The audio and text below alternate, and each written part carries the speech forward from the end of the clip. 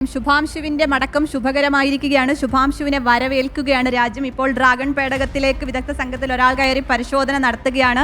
ഇനി എത്രയും പെട്ടെന്ന് അവരെ തിരികെ കരയിലേക്ക് എത്തിക്കാനുള്ള നീക്കങ്ങളാണ്. ശുഭാംശുവിനെ എല്ലാവരും വളരെ സന്തോഷത്തോടെ അഭിമാനത്തോടെ ഇന്ത്യ അടക്കം ലോകമടക്കം സ്വാഗതം ചെയ്യുകയാണ്. 18 ദിവസത്തെ ബഹിരാകാശ ദൗത്യത്തിന് ശേഷം തിരികെ ഇന്ത്യയുടെ അഭിമാനമായി എത്തുന്ന ശുഭാംശുവിനെയും 3 അംഗ സംഘത്തെയും വരവേൽക്കുകയാണ് നമ്മൾ.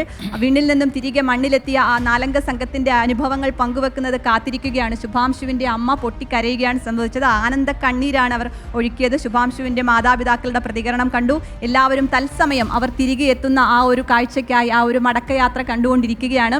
പസഫിക് സമുദ്രത്തിൽ ലാൻഡ് ചെയ്ത പേടകത്തിനെ അല്പസമയത്തിനകം തന്നെ റിക്കവറി ഷിപ്പിലേക്ക് മാറ്റി തീരത്തെത്തിക്കും. 43 മണിക്കൂർ ചിലവിട്ട് തിരികെ എത്തിയ 4 അംഗ സംഘത്തിനെ നിരീക്ഷണത്തിന് ശേഷം 7 ദിവസത്തെ നിരീക്ഷണമുണ്ട്, വൈദ്യ പരിശോധനകളുണ്ട്. പരീക്ഷണങ്ങൾ നടത്തി മടങ്ങിയെത്തിയ ആ സംഘത്തെ ഇനി നിരീക്ഷണത്തിലേക്ക് മാറ്റുക എന്നുള്ളതാണ് അടുത്ത നടപടി. എല്ലാവരും തത്സമയം തന്നെ ഈ ദൃശ്യങ്ങൾ കണ്ട് ലോകമെമ്പാടും തത്സമയം കണ്ടുകൊണ്ട് തന്നെ ആ വിജയം മടക്കം കണ്ടുകൊണ്ടിരിക്കുകയാണ്. ശുഭകരമാണ് ശുഭാംശുവിൻ്റെ മടക്കം എന്ന് നമുക്ക് പറയാം.